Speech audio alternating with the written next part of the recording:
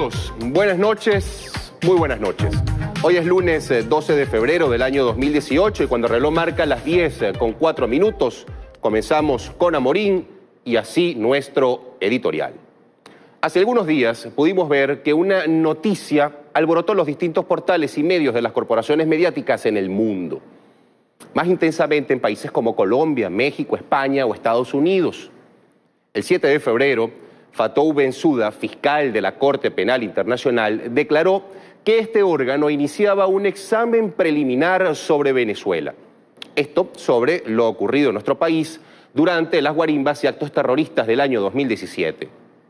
Una vez más se evidencia cómo existe un cerco contra la patria venezolana, que ahora intenta profundizarse en su dimensión jurídica.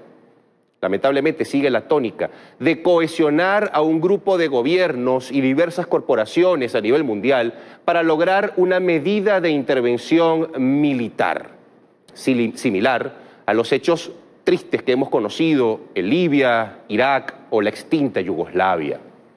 En una sucesión de hechos nada casuales en las últimas semanas, se suman diversos acontecimientos como las visitas del secretario de Estado de los Estados Unidos, Rex Tillerson, a algunos gobiernos latinoamericanos, como México, Colombia, Argentina o Perú, donde al conversar con la prensa, este personaje declaró sobre distintas acciones en Venezuela, desde posibles golpes de Estado hasta intentos de intervención militar, impulsados por ejércitos vecinos. Todo esto, repetimos, en voz de Rex Tillerson, parte del gobierno estadounidense. Y hoy, aliado al gobierno norteamericano, todos estos países donde visitó. Esta deplorable gira se da al mismo tiempo cuando la dirigencia opositora implosiona el diálogo de paz en República Dominicana, donde se tenían acuerdos en todos los puntos, hasta la vergonzosa llamada desde Colombia denunciada por la delegación del gobierno bolivariano.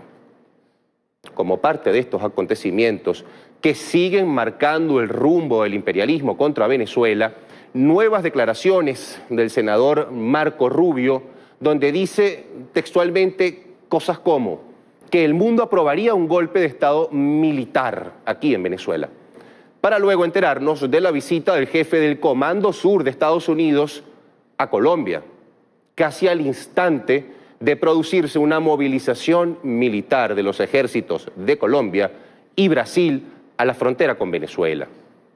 Para culminar, hasta el momento, una nueva sesión y declaración de la CIDH sobre los derechos humanos en Venezuela, obviando claramente lo que ocurre con las desapariciones forzadas en México, la matanza indiscriminada de campesinos, líderes de izquierda y defensores de derechos humanos en Colombia, o las alarmantes cifras de desigualdad que hoy evidencian Argentina, Brasil o Perú.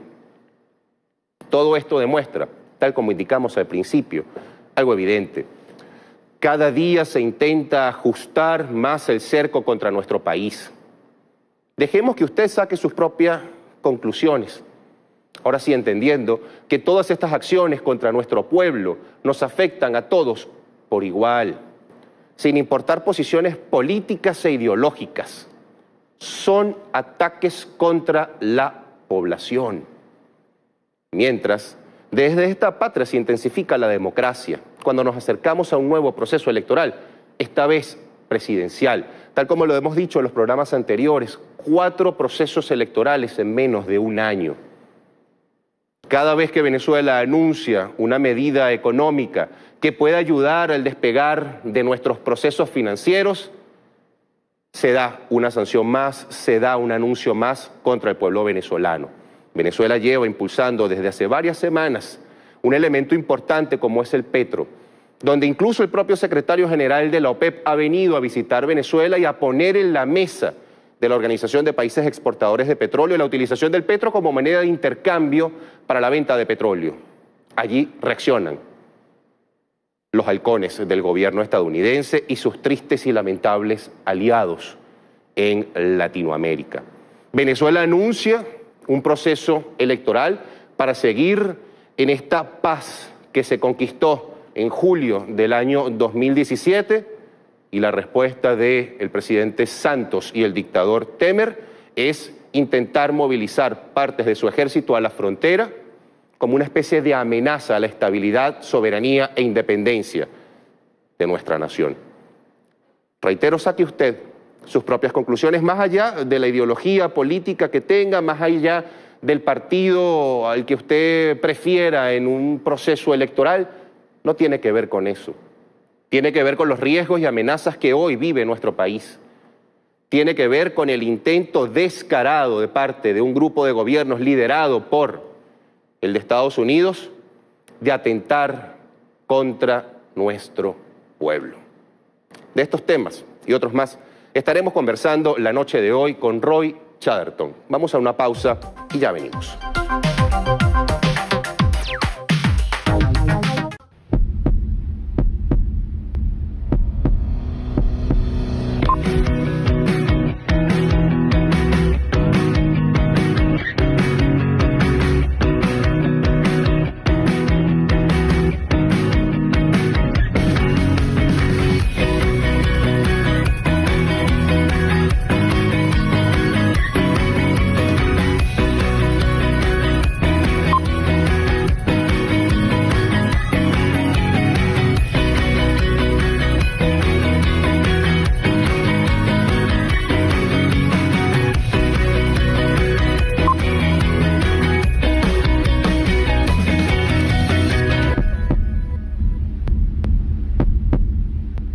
Hacemos nosotros para invertirlo en educación, en salud, en vivienda, en recreación, en producción de trabajo, en ingreso, en economía. Lo que yo hago es por la felicidad del pueblo. Yo no pertenezco ni perteneceré jamás a ninguna oligarquía, a ninguna élite. Jamás y nunca he pertenecido a ningún grupo económico. Soy un presidente independiente. Solo respondo a los nobles intereses del pueblo venezolano, de la clase obrera venezolana. Solo respondo al legado de Hugo Chávez. Solo respondo a una conciencia profunda aquí, a un amor muy grande, un amor que tenemos aquí, los revolucionarios, y no nos cabe en el pecho. Batalla de la Victoria y Día de la Juventud Revolucionaria, 12 de febrero de 1814. Jornada épica del general José Félix Rivas, comandante de los jóvenes del seminario y de la Universidad de Caracas, quienes se cubrieron de gloria al derrotar a las fuerzas realistas. La gesta impidió el intento de cortar las comunicaciones de Simón Bolívar entre Caracas y Valencia. El gobierno bolivariano conmemora a la juventud revolucionaria que, como hace 204 años en la Victoria, Estado Aragua, atendió al llamado de José Félix Rivas. No podemos optar entre vencer o morir. Necesario es vencer.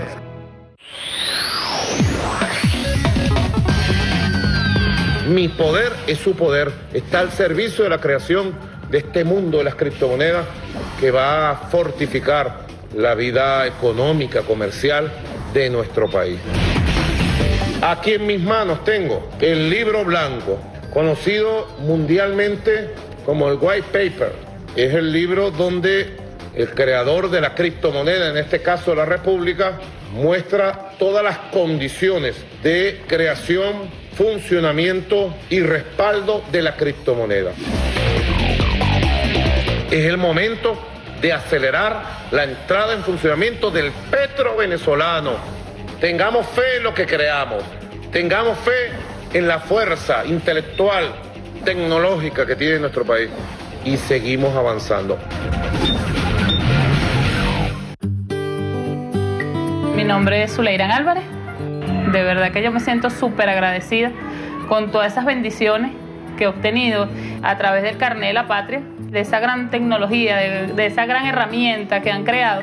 Ahora descargando el código QR ya nosotros los podemos obtener directamente desde allí. Nosotros mismos nos escaneamos y a través de ese escaneo del Carnet de la Patria obtenemos esos grandes beneficios que está dando el gobierno hoy en día. Lo puedo usar hasta para comprar mi caja del CLA. Hoy me siento más feliz y segura gracias al Carnet de la Patria.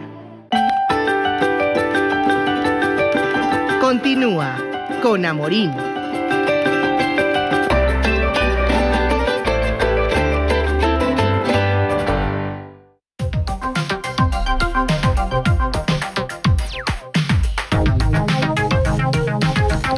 Son las 10 con 18 minutos. Volvemos con Amorín. Hoy entrevistamos a Roy Chatterton Matos, ya se encuentra con nosotros. Bienvenido. De verdad, muchas gracias como siempre. Gracias, Jorge.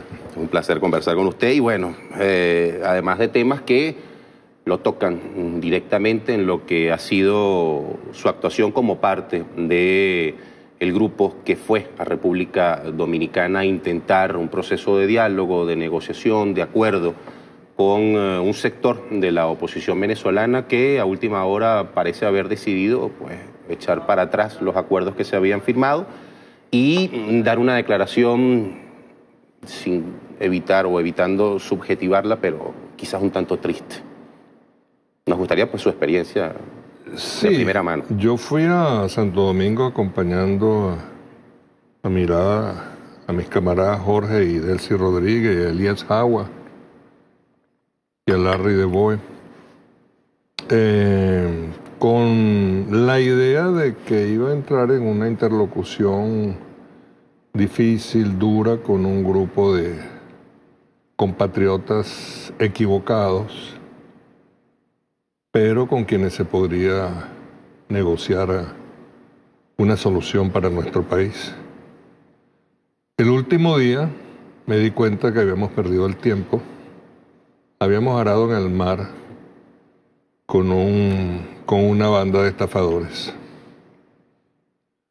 Hay que tener desvergüenza en grande para no suscribir un documento que uno ha contribuido a elaborar detalle de detalle y donde mis expectativas han sido atendidas por el gobierno en presencia de un héroe como es el jefe de Estado de República Dominicana y el expresidente del gobierno español, José Luis Rodríguez Zapatero. Así que es asombroso como acto de desvergüenza, porque a veces la vergüenza se oculta, pero no se exhibe de una manera tan descarada y a última hora cuando estaba todo listo. No había nada que agregar, no había nada que negociar. Lo más difícil o lo último, digamos, que se había discutido era la fecha de las elecciones. Y allí convenimos en el 22 de abril con la aceptación y la sugerencia de la oposición. Algunos más, algunos menos, pero en todo caso están identificados como estafadores. Pero estafadores de su patria. En algún momento este grupo de la oposición, porque representa a una parte, claramente hay un sector de la oposición que se despega o que se aleja de estos compañeros, compatriotas que fueron a República Dominicana representando a un sector de la derecha. En algún momento aceptaron, porque ellos han insistido, incluso justo después de la declaración de la representación del gobierno, donde ustedes firman en vivo el acuerdo, ellos insisten con que jamás habían llegado ni siquiera a un preacuerdo con el gobierno nacional. Incluso dejaron entrever que tanto Zapatero como el presidente de República Dominicana mentían al respecto. El presidente Luis Herrera Campín, en una ocasión para definir a un político venezolano, a quien no quiero recordar en este momento, lo llamó caradura. Son unos caraduras, definitivamente. Y yo no entiendo cómo se delega tan delicada responsabilidad y representación a un grupo de estafadores. Insisto en la palabra. Estafadores como estafadores el presidente Santos de Colombia, que convocó a un plebiscito para decidir sobre su propuesta de paz, perdió y sin embargo siguió adelante con argucias jurídicas. Uno imagina que a veces esa es la democracia que quieren implementar en Venezuela, donde la votación... Estamos trabajando con gente de poco valor ético. Se dejó correr por ciertos periodistas, por ciertas páginas, prensa, redes sociales, que hubo quejas incluso, quizás suena tontería, pero forma parte de ese contexto. Hubo quejas por parte de la delegación de la oposición desde el hecho de que existieran una mesa con bolígrafos para firmar el acuerdo y ellos prefirieron que eso se retirara porque era como una especie de presión adicional, hasta el hecho de que varios de ellos llegaron con altos niveles etílicos a las reuniones, o por ejemplo esa denuncia que hicieron como parte de la delegación del gobierno donde una llamada... Es la que esos niveles etílicos elegantísimos, estaban paloteados. Okay. Pero por miedo a dar la cara y tuvieron que hacerlo animados por algún trago de 25 años. Les informo lo de la oposición, ha salido un Chivarriga de 25 años, ya no es el del 18, así que si quieren lucirse, no vayan a sacar algo chimbo o a rayarse con uno de 18. Y el tema de la llamada. Jorge Rodríguez lo calificó como una vergonzosa llamada de Colombia, que además nosotros a veces nos preguntamos si esa llamada tenía que ver con el hecho de que el propio Tillerson estaba en esos días en Colombia, Santos, Tillerson. Hablando gobierno. de vasallos, uno puede imaginarse precisamente a Tillerson al lado de Santos, presionándole y soplándole el oído lo que tiene que responder. Y Santos a su vez anunciándole al señor Julio Borges que tiene al temible Tillerson al lado, nada menos que al jefe de la ExxonMobil, la que pretende robarnos el Esequibo. Zapatero salió al día siguiente, incluso su gestualidad corporal, sus expresiones eran de molesto. La cara era demoledora. Sí. Yo te digo una cosa, yo coincidí con él en la mañana, él estaba como unas Pascuas de contento, porque ya no había nada que hacer sino ir a Santo Domingo ese día a firmar. A firmar. ¿Qué es lo que se dijo? La próxima vez que las delegaciones vengan a Santo Domingo será para firmar. La carta de él es un poema. Su opinión sobre la carta, porque además fue respondida por organizaciones políticas de Venezuela como Voluntad Popular, donde indican que esa carta del expresidente Zapatero es una vergüenza. Así lo calificó el Partido Voluntad Popular, o la organización política Voluntad Popular. Habrán tratado de escribir sobre un espejo. ¿Existía posibilidad, en algún momento pensó la delegación del gobierno que la delegación de la oposición iba a firmar los acuerdos, más allá de lo que podían haber dicho antes de su declaración? Era difícil entre nosotros imaginar tanto antipatriotismo. Entonces, pero siempre hubo desconfianza por la condición humana de los personajes. Una cosa son ellos individualmente considerados, hasta gente simpática y agradable, pero una vez presionados por el imperio y una vez animados por un Chivarriga de 25 años, tienen plata para eso. Llegan con mucha anticipación a las reuniones. Les gustan los palos. Y ahora tienen intención de caerle a palos a este pobre país. ¿Tuvieron la oportunidad de tener algún careo o la posibilidad de verlos antes del pronunciamiento de ellos rechazando la firma del acuerdo? Ya ni sé, porque son tantas las veces que nos encontramos. Esto era una especie de montaña rusa, pero los encuentros eran muy frecuentes, muy recurrentes, precisamente porque estábamos avanzando.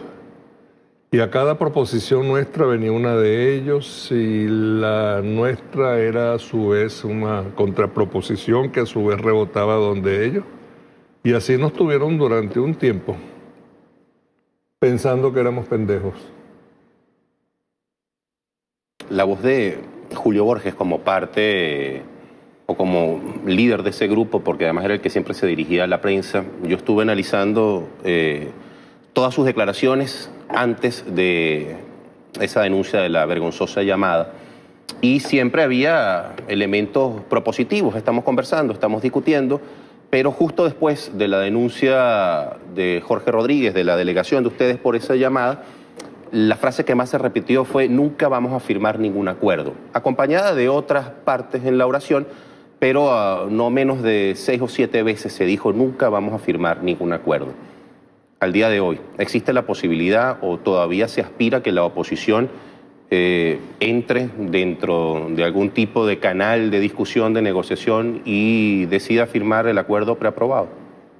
Yo le pasaría esa pregunta a un psiquiatra a quien aprecio mucho. Su nombre es Jorge Rodríguez, quien además de psiquiatra es un tremendo político y también un político tremendo. La oposición, ¿cómo queda el día de hoy? Su visión... Yo no sé, porque cómo se ven ellos a sí mismos, cómo se ve el opositor de a pie, que los hay, el opositor que está pasando trabajo en estas situaciones. ¿Cómo siente? ¿Se sentirá burlado? ¿Tuvo alguna esperanza? se ha beneficiado de algunas decisiones del gobierno. Habría que verlo. Algunos de ellos son endebles, pero en el fondo endebles son todos. Ese liderazgo comunitario de los opositores es muy débil, ahí no hay un solo líder. No hay un personaje de altura como para ser un interlocutor y decirle que no, capaz de decirle que no al presidente de Colombia, por ejemplo. ¿No? ¿Quién es el que dice por allí? Creo que es Walter. Todos se bajan los pantalones ante el imperio. Sin pudor. Y algunos sin calzoncillos. Que pudiera aspirar entonces ese opositor que usted llama de a pie, el opositor que pues debería al menos tener la posibilidad de ser representado, o de tener voz dentro de una dirigencia que, como en cualquier país democrático del mundo, pueda oponerse al gobierno que esté en ese momento. Que vierta su confianza hacia nosotros. Porque lo que estamos haciendo nosotros, los chavistas, es actuar para proteger al país. Cuando protegemos al país, los protegemos a ellos, que son el país también. Ellos también son el pueblo. Es correcto. Rex Tillerson, una gira. Se da justo casi al mismo momento en que se están dando las conversaciones en Santo Domingo, en República Dominicana, y además tiene expresiones tan duras como intervención militar en Venezuela, golpes de Estado en nuestro país, tratando de llamar a algún grupo de militares para dar un golpe de Estado en Venezuela, y en cada uno de los países que visitó, llámese Perú, Argentina, Colombia, pidiendo abiertamente que las fuerzas políticas y militares de esos países presionaran más a nuestro país. Eso me hace reír un poco porque están exhibiendo su verdadera cara, porque ese tipo de cosas se hacían antes clandestinamente. Sí. Había como cierto pudor hasta en el imperio en exhibir sus partes más feas. Pero ya no, y tenemos en Washington una banda de patoteros dirigidos por un personaje bien ordinario. Es difícil encontrar un personaje más ordinario que el presidente de los Estados Unidos. Hay millones, millones y millones de gringos decentes. Yo me pregunto cómo se sentirán cuando ven que este es el personaje que los representa y que para colmo llegó en segundo lugar en las elecciones. Es así. Por el sistema electoral tan peculiar que tienen. Uno pudiera comparar a Tillerson hoy, quizás de una manera menos elegante, como usted dice, con lo que fue Henry Kissinger hace varias décadas ya. Henry Kissinger era y es maligno. Sí. Es un maligno con un Nobel de la Paz, pero bueno. Sí, bueno, se lo dieron a... En Noruega le dan el premio Nobel de la Paz a cualquier villano. Lo que pasa es que Kissinger era un personaje de alto nivel académico, perverso, y además con el regusto por la conspiración. Los de hoy son patoteros. Entonces, lo de ellos, y perdonan, bueno, pero la hora es buena para decir algunas cosas. Para ellos es normal y es hasta agradable una coñaza. Y si en esa coñaza caemos nosotros, que es el propósito. Claro. Por cierto, no nos estamos dando cuenta. Chavistas y ciudadanos comunes y corrientes estamos actuando como si no fuera cierto que estamos a punto de ser invadidos por varias potencias militares y algunos gobiernos vasallos, como es el de la oligarquía colombiana. Y allí en ese papel, en este momento, ¿qué papel termina jugando el gobierno colombiano? O el gobierno brasileño o el peruano. Uno está seguro que la gran mayoría de sus pueblos no quiere un enfrentamiento con Venezuela. De eso estoy seguro. Además, los colombianos están conscientes, la mayoría de colombianos decentes están conscientes de cuán solidarios hemos sido con ellos. Creo que deben estar conscientes que la paz o este proyecto de paz que comienzan a disfrutar dificultosamente en estos días tiene su origen en una iniciativa del presidente Chávez, que le dijo a los comandantes guerrilleros: ya no es hora de la lucha armada, es hora de confiar en los pueblos. Y eso es lo que ellos hicieron. Pero yo te digo una cosa, nosotros venimos de 5 años encerrados en La Habana, apoyando a la FARC y al gobierno en su procura de la paz. en su procura exitosa de los acuerdos de paz, y sin solución de continuidad el señor Santos nos tira por la borda y emprende una especie de asalto final contra la democracia venezolana, aprovechando lo que él considera una fragilidad definitiva de nuestro país, como para arrebatarle territorio y como para matarnos a los venezolanos, como si no supiésemos defendernos. ¿Sí cree usted que Santos tenga, no sé cómo calificarlo, pero sí llegue a la posibilidad de decidir implementar las medidas que tristemente, pero que de manera normal se aplican en Colombia, como es el asesinato y la matanza de campesinos, dirigentes de izquierda, defensores de derechos humanos? Eso está ocurriendo. Ese es un país donde es el primer país en magnicidios en el mundo. Sí. Después vienen los Estados Unidos, después México, después India y después Pakistán. Pero en el caso de Colombia la ventaja es grande. Entonces sí pueden estar dispuestos. Además ya Santos bombardeó el Ecuador. Sí. Estoy recordando, pero con una delicia inmensa, cuando Uribe dijo que no había tenido, que le faltó tiempo para bombardear Venezuela, y Chávez dijo, no le faltó tiempo, le faltaron bolas. No sé si Santos las tenga.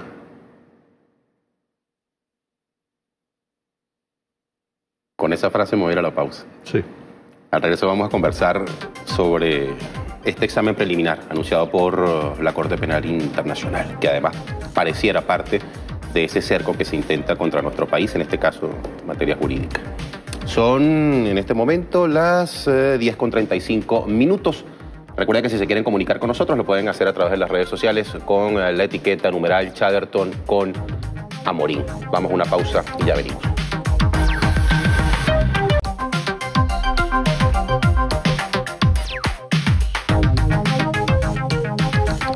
Con 39 minutos, seguimos conversando con Roy Chatterton.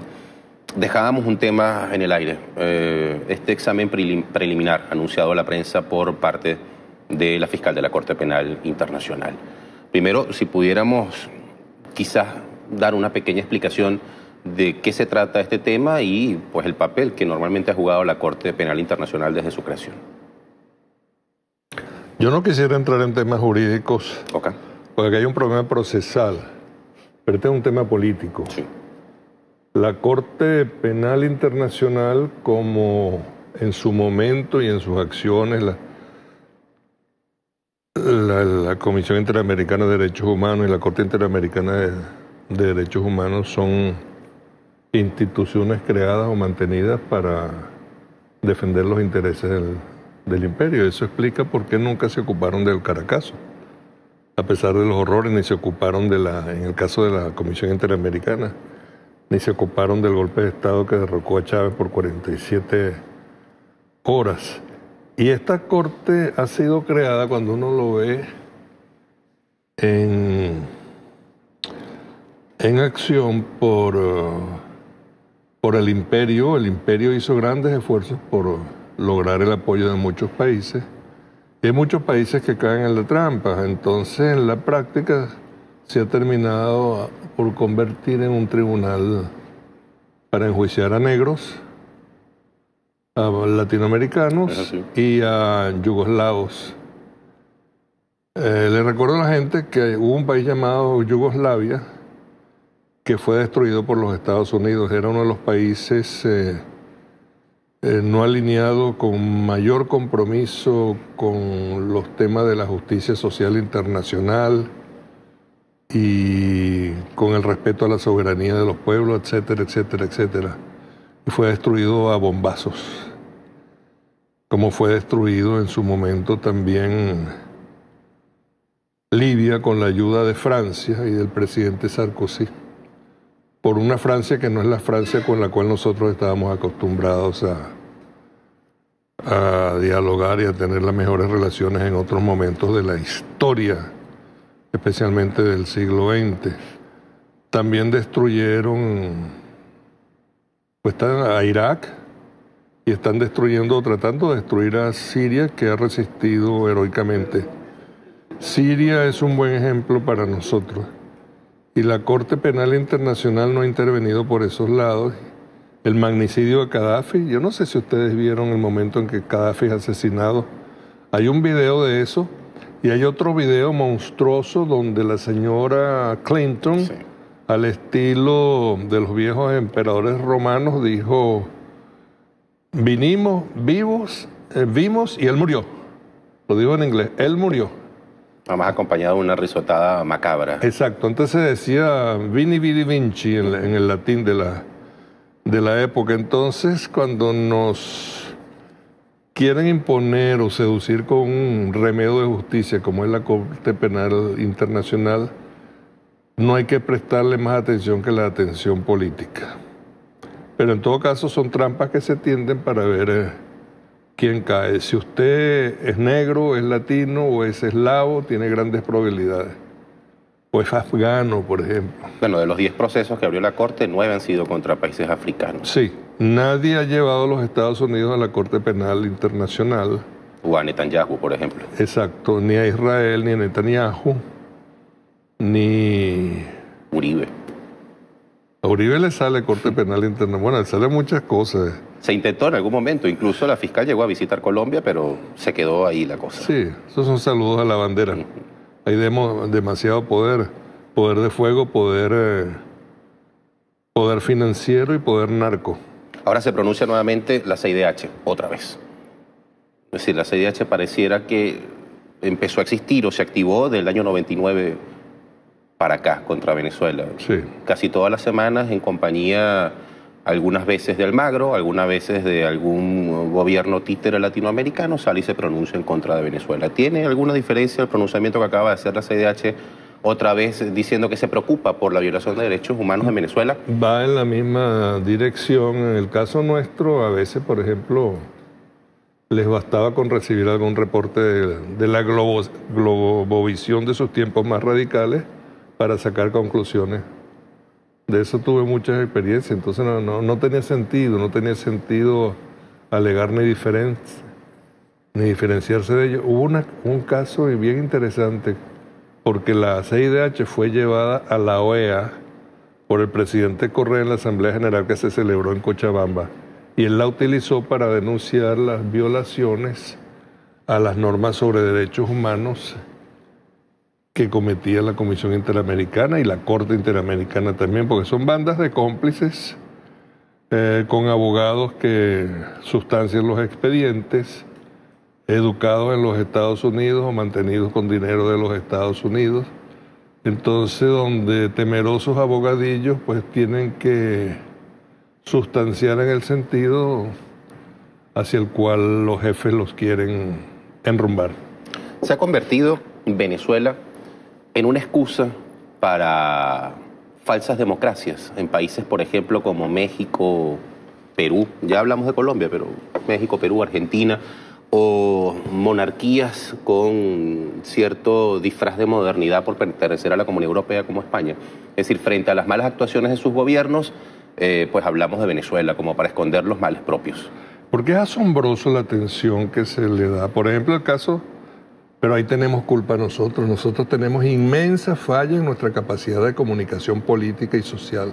No es posible que en este país no se sepa cómo tratan a los ancianos desalojados de sus hogares, de sus habitaciones en España.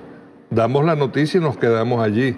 Convertir eso en una corriente de opinión pública necesita de persistencia. Entonces, todos los días dar noticias cómo tratan a los ancianos en España, como las noticias que se puedan dar de cómo tratan a los negros en los Estados Unidos, que los matan, de cómo actúa la policía de los Estados Unidos.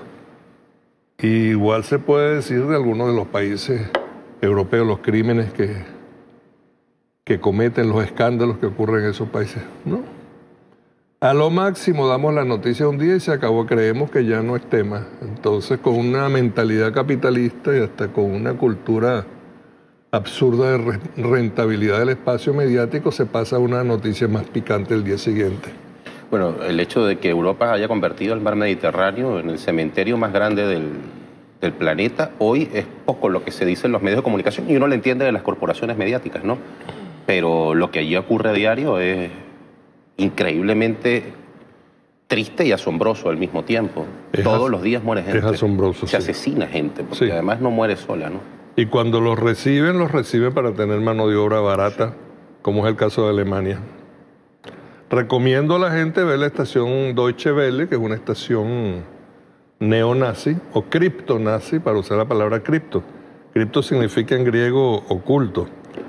Entonces, para que se den cuenta de cómo tratan el caso de Venezuela especialmente, pero en general nos presentan dos imágenes. Las imágenes arias, con la presencia de sus presentadores, de sus comentaristas, todos flaquitos, todas flaquitas, bonitas, blanquitas, los entrevistados del mismo color, del mismo fenotipo racial, y entonces cuando toman en cuenta nuestro país se pasan la miseria. El otro día vi a unos compatriotas venezolanos recogiendo excremento del Guaire. En la Deutsche Welle, pongan la atención porque los nazis vuelven. Sí. Se fueron hace 70 años y están de regreso. Y además han ido creciendo. Sí. Tanto en Alemania como en Francia. Van a hacer una conjunción porque se supone que no son criptonazis o no son nazis los de la Deutsche Welle. Y los nazis se suponen que están en oposición al gobierno de la señora Merkel, pero por otro lado están creciendo. Ya creo que son el 12%. Sí. Que es bastante para ser nazis. Es como demasiado. Entonces, en cualquier momento, bueno, yo iba a decir van a quemar gente, pero los nazis creo que no tienen tradición de quemar gente.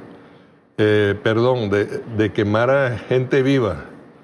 Los nazis gaseaban a sus víctimas durante los tiempos del Holocausto y después cremaban los cadáveres. Aquí en Venezuela la ultraderecha quemó vivos a sus compatriotas. Mencionó a Libia. Una de las razones por las que se invade, por las que se ataca de la manera como se atacó a Libia fue incluso por el intento de crear una moneda que agrupara a la mayor parte de los países africanos y poder negociar con el resto del mundo con una fortaleza y la no dependencia del dólar. ¿Existe la posibilidad que este aumento de las presiones a Venezuela se deban a el éxito previo que ha tenido el llamado a la creación del petro y que, por ejemplo, personajes como el secretario general de la OPEP hayan decidido poner el tema sobre la mesa de la OPEP para que el petro sea parte de la moneda de intercambio del petróleo a nivel mundial? De eso se trata. Concurre junto con otras situaciones.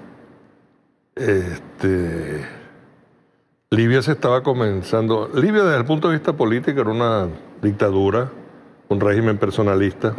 Pero en Libia todo el mundo comía, todo el mundo recibía una buena educación, todo el mundo tenía acceso a la recreación, al trabajo y a los beneficios de la sociedad moderna. Eso lo convertía en un mal ejemplo también. Entonces es preferible no tener esos ejemplos, como es el caso del ejemplo de Venezuela. Educación gratuita, salud gratuita y una serie de ventajas sociales. La vivienda, el derecho humano, eso no es reconocido en otras partes, el derecho humano a la vivienda. Las pensiones, si uno comparara con México o con Argentina sobre todo en los últimos tiempos. Sí, porque es terrible cuando uno ve estos personajes o personajillos al frente de un Estado, donde llegan con toda su carga de educación burguesa más que deforme, con toda su carga de desprecio social, a ocuparse de temas sociales, a ocuparse de la pobreza. El caso de México. México creo que tiene mayoría indígena. Sí. Es un país gobernado por blancos. Las cosas ocurren, ¿no? Como la mayor parte de Centroamérica. El caso del Perú, sí. Uno los ve blanquitos y, bueno, ustedes podrán ver, poniéndole atención a la pantalla, que yo no debo tener nada contra los blancos ni ningún prejuicio racial contra los blancos. Me limito a observar situaciones y a reportarlas. En ese tema se ha intentado generar como una especie de ola de xenofobia contra los venezolanos que hoy viven en otros países, sobre todo en Latinoamérica. Uno ve a diario cómo noticieros y medios colombianos hablan de manera totalmente xenófoba en contra de Venezuela y de los venezolanos, en Chile, en Perú, en Argentina. ¿Hay razón para algo así, más allá del evidente rechazo a la Hay una nueva xenofobia? razón que es la competencia.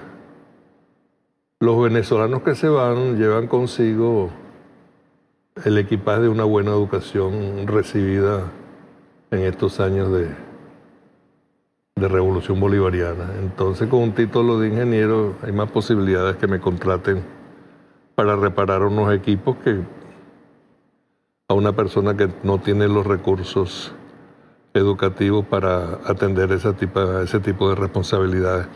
En el Perú han llegado inclusive a ofrecer puestos de trabajo, pero arriba ponen un cartelito con una cartulina que dice no venezolanos.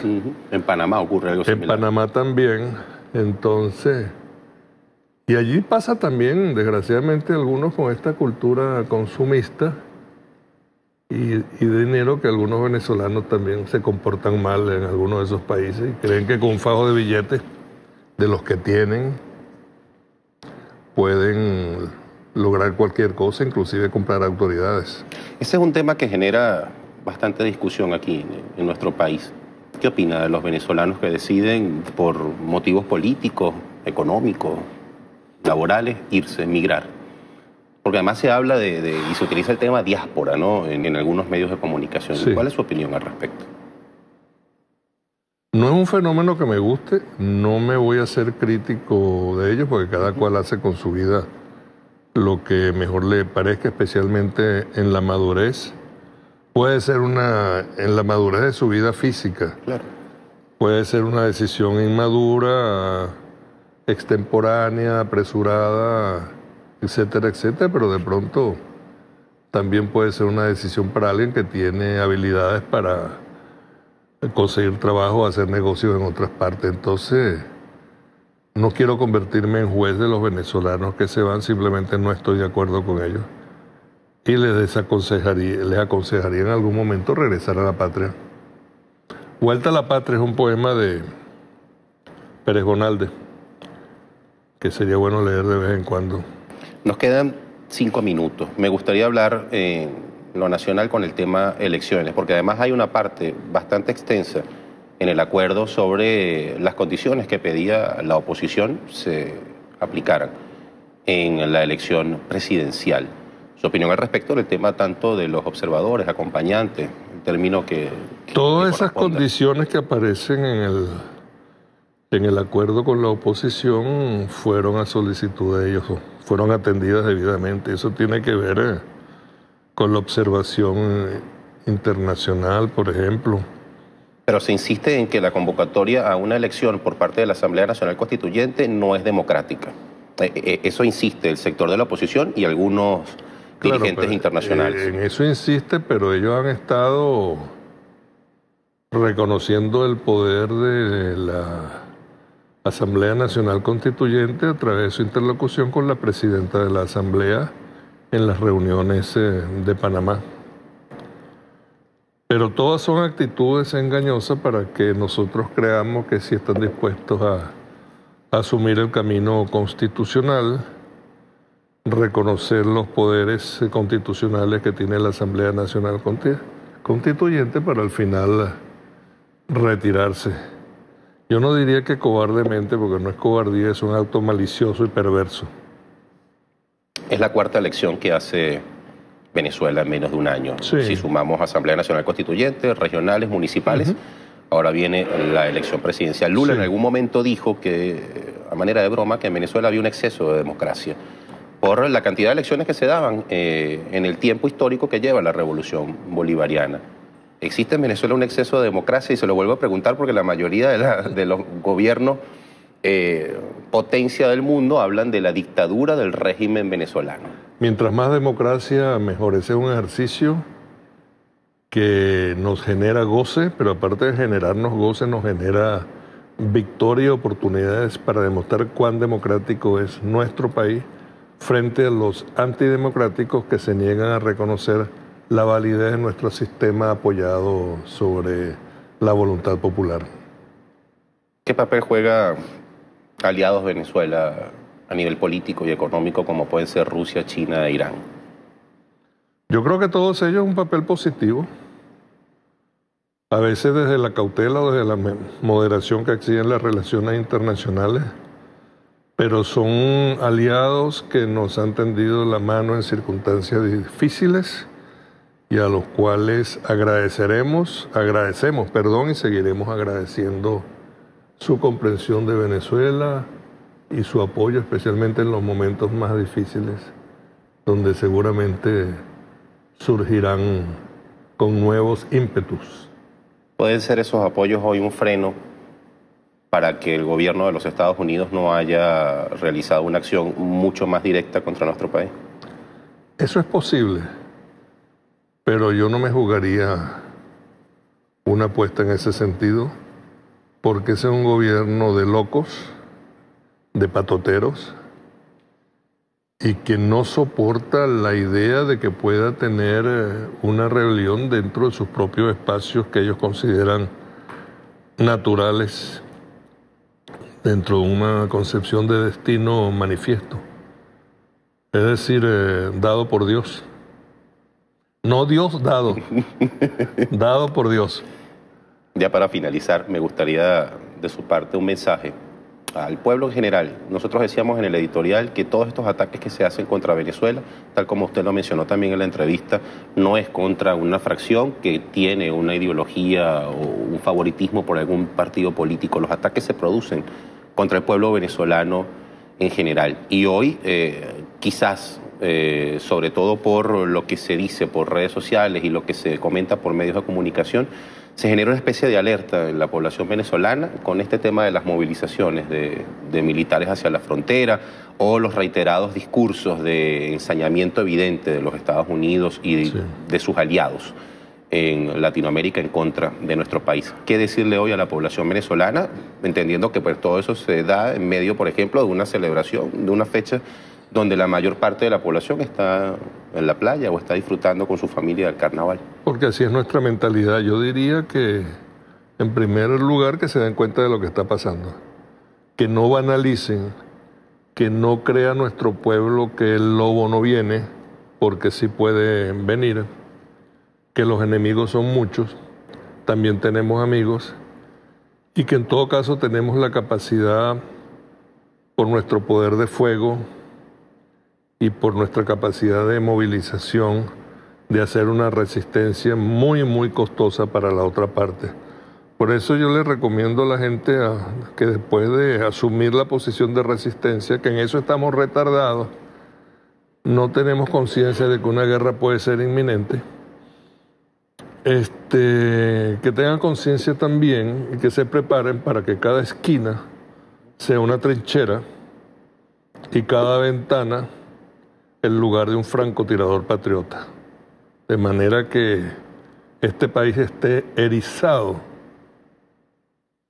de fuentes de fuego para castigar al invasor, sea de la oligarquía colombiana, que es lo que yo presumo que puede ocurrir más, o una suerte de coalición, porque quiero recordar algo, esta campaña contra Venezuela es muy parecida a la campaña que se hizo contra Saddam Hussein, incluyendo la imagen de dictador. En el Irak de Saddam Hussein había justicia social, la gente comía, había educación gratuita, etcétera, etcétera, etcétera.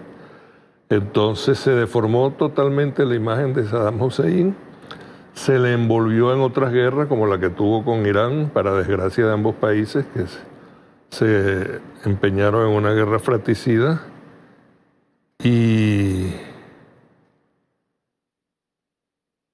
que eso ha ocurrido en otras partes también. Entonces, pero han perdido la guerra también.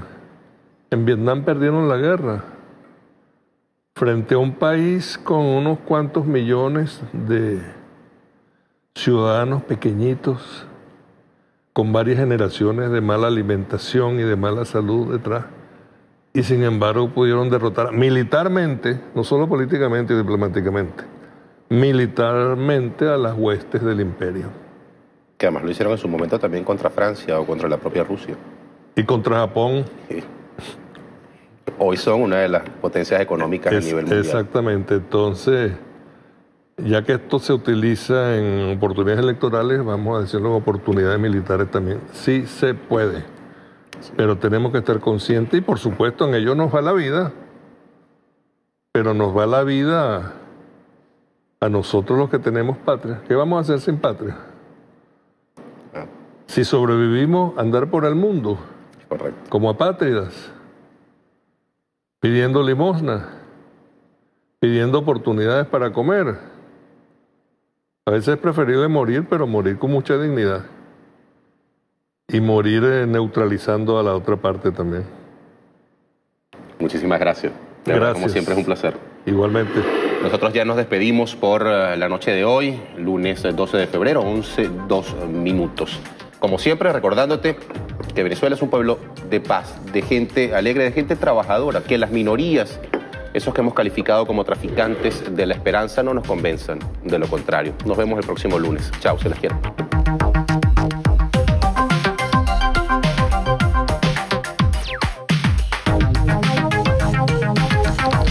En la publicación, el jefe de Estado expresa gracias por todo su amor. Compartí con una comunidad cerca de Parque Central. Se acercaron y disfrutamos de una deliciosa agua de coco. Disfruten del carnaval. Veamos el video que adjuntó.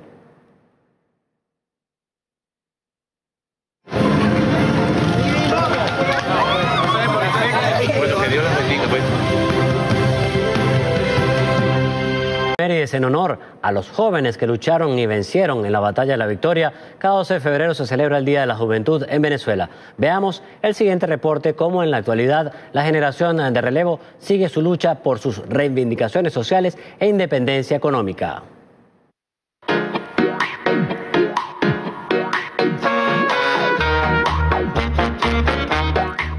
Hoy, los jóvenes son el epicentro de la política social. El presidente Nicolás Maduro lanza el movimiento Somos Venezuela de la mano de la juventud que nació en revolución.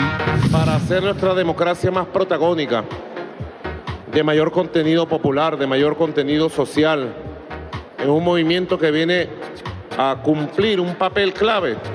Venezuela necesita un movimiento de movimientos que agrupe, como va a agrupar a 24 sectores sociales.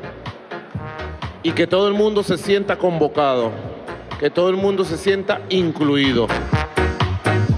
En Venezuela existe un número importante de programas sociales destinados a su formación, como lo es la Fundación Jóvenes del Barrio y el Plan Chamba Juvenil, que tiene 600.000 muchachos y muchachas incorporados. 300.000 de ellos ya están trabajando. Lo que se quiere es que los jóvenes puedan incluirse en diferentes actividades y políticas que crea el gobierno nacional, el gobierno bolivariano, para promover sus capacidades y su talento. La idea es impulsarlos a su desarrollo personal e independencia económica. Le da una oportunidad a todas esas personas para que empiecen a desarrollar su fuerza productiva, su fuerza de trabajo y empiecen a adquirir esa experiencia que además es necesaria para el desarrollo del país. Estos son los rostros de la esperanza y el futuro de Venezuela. Nosotros, Juventud Vanguardia, la juventud de Huacaipuro, de Bolívar, de Zamora, de Chávez, nos estamos sumando a este gran llamado a trabajar, a recuperar nuestro país y seguir llevándolo adelante, para seguir construyendo esta patria bonita, la patria que nos dejó Bolívar y la patria que nos dejó Chávez. Adriana Larroca, La Noticia. Bien, continuamos con más información en relación a esta importante efemérides del Día de la Juventud. El presidente de la República Bolivariana de Venezuela, Nicolás Maduro Moros, identificó y tuiteó en la red social Twitter la siguiente información. No podemos optar entre vencer o morir, necesario es vencer. ¡Viva la República! Este grito hoy está más vivo que nunca. Con la fuerza de la juventud patriota, seguimos haciendo patria. ¡Feliz Día de la Juventud! En este día de gesta histórica, juntos todo es posible. Bien, esta era parte de la información, el Twitter que dio el presidente de la República hace breves instantes. Continuamos con más información en 30 minutos en La Noticia. Los 380 años de Barcelona fueron celebrados con la presencia del fiscal general de la República, doctor Tarek William Saab, quien exhortó a los jóvenes a seguir adelante con la construcción del socialismo y la revolución. Veamos. La celebración de este nuevo aniversario de la capital del estado Anzoátegui inició con una misa en la catedral. Posteriormente se rindió honores al padre de la patria con una parada cívico-militar. El presidente del Consejo Moral Republicano, Tarek William Saad, fue el orador de orden en la sesión de Cámara Municipal de Simón Bolívar. El pueblo y la Fuerza Armada Nacional Bolivariana son instituciones ganadas para la paz, para la convivencia, para resolver nosotros como venezolanos nuestros asuntos internos y no por la vía de las armas, como algunos han pretendido. Durante esta conmemoración, el alcalde del municipio Simón Bolívar, Luis José Marcano, condecoró con la Orden Ciudad de Barcelona en su única clase al fiscal general de la República. Somos hombres y mujeres de combate, somos hombres y mujeres de dignidad, somos hombres y mujeres determinados a garantizar la soberanía, la independencia y la libertad de nuestro país. El representante del Ministerio Público exhortó a los venezolanos a continuar con la defensa de los intereses del pueblo y con la revolución bolivariana. Jesús Manuel Marchán, La Noticia. Ampliamos de inmediato las informaciones. Crece la lista de líderes, defensores de derechos humanos e integrantes del partido FARC que han sido asesinados en Colombia. Solo este fin de semana se registraron 3 asesinatos más. Les contamos. El pasado 10 de febrero, Jesús Orlando Grueso Obregón y Jonathan Kundumi Anchino fueron asesinados en la vereda La Soledad, en el municipio Guapi, en el departamento del Cauca. Ambos impulsaban el programa de sustitución de cultivos de uso ilícito y eran integrantes del Movimiento Étnico y Popular del Pacífico, la Coordinadora Nacional de Cultivadores de Coca, Amapola y Marihuana, COCAM, y el movimiento político y social Marcha Patriótica. Un día después, el sábado 11 de febrero, organizaciones sociales denunciaron el asesinato de Deriver Quintero, presidente del Comité de Deportes de la Junta de Acción Comunal del barrio El Tarrita, en el Catatumbo, departamento norte de Santander. En lo que va del año, 29 líderes sociales y defensores de derechos humanos han sido asesinados, mientras el Estado y el gobierno colombiano sigue sin impulsar un plan que detenga la violencia política que sigue dejando víctimas fatales. Durante la madrugada del domingo, 2 nuevos atentados con explosivos se registraron en el departamento del Cesar. Les contamos, el comandante de la segunda división del ejército colombiano, Jaime Carvajal, indicó que un primer ataque con artefacto explosivo se registró en un peaje del municipio de Aguachica y dañó su infraestructura. Asimismo, se refirió a una segunda detonación en otro control vial en el ayuntamiento de Gamarra. El militar expresó que no se reportaron víctimas y que los peajes fueron reabiertos nuevamente. Las autoridades señalan a grupos insurgentes pese a que el ELN no se ha atribuido la autoría de esos incidentes.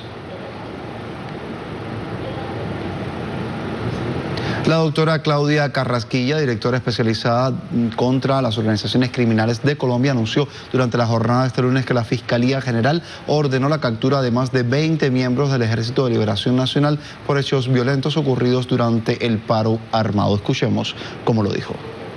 La Fiscalía ha solicitado ante los jueces de control de garantía 21 órdenes de captura contra los cabecillas del ELN, entre ellos 5 cabecillas del denominado Comando Central de dicha organización. Esa solicitud que hace la Fiscalía General de la Nación tienen relación con los hechos criminales ocurridos en el transcurso de la reciente semana en los departamentos de Cauca y Nariño. Pasamos a Venezuela con las informaciones. El fiscal general Tarek William Saab denunció que desde Colombia se gesta una acción militar contra el vecino país. El funcionario aseguró que el pueblo y la Fuerza Armada Nacional Bolivariana no permitirán ningún ataque contra la soberanía de Venezuela. Así lo dijo. Hoy cuando desde Colombia, y así lo denuncio como presidente del Poder Ciudadano y fiscal general de la República, se está planeando nada más y nada menos que reeditar épocas ya canceladas en la historia de la humanidad, como es el bombardeo militar, como es la invasión militar, como es la ocupación a sangre y fuego de un país pacífico como Venezuela. Eso no lo vamos a permitir. Y aquí está la Fuerza Armada Nacional Bolivariana y el pueblo y las instituciones democráticas que no permitiremos que eso jamás ocurra en la patria de Bolívar. La campaña injerencista del gobierno de Estados Unidos en torno a Venezuela se ha intensificado en los últimos días. Los recientes despliegues militares de Washington bajo el supuesto argumento de brindar asistencia humanitaria forman parte de esa estrategia. El pasado 10 de febrero, el jefe del Comando Sur de los Estados Unidos, Curtis, llegó al municipio de Tumaco, donde sostuvo encuentros con autoridades de ese país. Su presencia se da a solo días de que Juan Manuel Santos anunciara medidas migratorias exclusivas para venezolanos y que el jefe del Departamento de Estados Unidos, Rex Tillerson, realizara una gira por países latinoamericanos promoviendo acciones de asedio contra Venezuela. Recordemos que en Colombia hay al menos 7 bases militares de Estados Unidos. Además, en el marco de los ejercicios militares Nuevos Horizontes, el pasado 4 de enero, el gobierno panameño permitió el ingreso de 415 miembros de la Fuerza Aérea de Estados Unidos, quienes podrán estar armados sin ningún tipo de impedimento. En Brasil también se anunciaron nuevas medidas migratorias, hechos que se suman a los ejercicios militares que se desarrollaron en ese país con presencia de Estados Unidos en una zona fronteriza con Venezuela. Luego del anuncio del Consejo Nacional Electoral de Venezuela sobre la fecha de las elecciones presidenciales en el país bolivariano, muchas han sido las reacciones internacionales que se niegan a reconocer el proceso. Sin embargo, los venezolanos exigen se respete la decisión de acudir a las urnas. Nuestra corresponsal Laura Prada nos cuenta más. Venezuela va a elecciones. Risas, cantos, alegría son las amenazas a las que el público se expone si va a un parque donde las familias disfrutan de estos días de carnavales. El mensaje del pueblo es claro. Entonces, se arregle o se encamine o empiece a arreglarse a través de las elecciones. ¿Ves? Todo lo que estamos buscando es la tranquilidad y salir de este conflicto que tenemos pues ahorita. Justamente uno de esos conflictos es la guerra económica que atraviesa el país debido a bloqueos económicos y sanciones impuestas por Estados Unidos desde el año pasado. Personas como Johanna y Robert también apuestan por unos comicios de paz. Igual de tranquila porque vamos a volver a ganar nosotros. ¿Ah? Porque está el apoyo que nos apoya a nosotros, a los niños, que lo que queremos es una paz, una alegría. Mi granito de arena es apoyando a los más chicos. Y bueno, apoyar a la revolución que más toca y agradecer más que todo por el apoyo que el gobierno nos está dando. Sin embargo, a pesar de los llamados del pueblo y el gobierno a la paz y al diálogo, persisten las voces que llaman a una intervención militar humanitaria y que pretenden impedir el proceso electoral. Tendrá que demostrar esta vez sí, frente al pueblo de Venezuela, si realmente tiene la vocación democrática que dice tener. Están todas las garantías, todas.